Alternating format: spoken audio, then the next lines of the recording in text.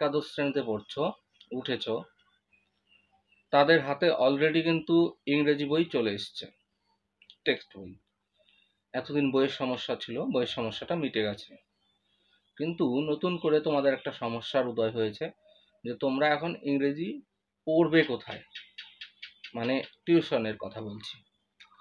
এবার অনেকেই কিন্তু টিউশন খুঁজে বেড়াচ্ছ বা অনেকেই অনেক জায়গায় ট্রাই করছো, মনোপুত কিন্তু হচ্ছে না, ডেফিনেটলি হচ্ছে না, কারণ আমরাও এই জিনিসটা কিন্তু অনেকটা রিসার্চ করে দেখেছি।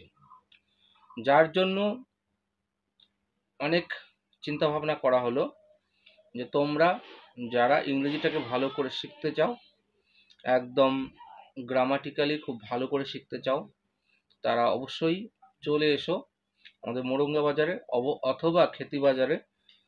তোমরা ক্লাস 11-এর ব্যাচ যারা রয়েছে, 11 স্টুডেন্ট, চলে এসো, কারণ এখানে ব্যাচ শুরু করা হয়েছে এবং পঠন পাঠন কিন্তু চলছে।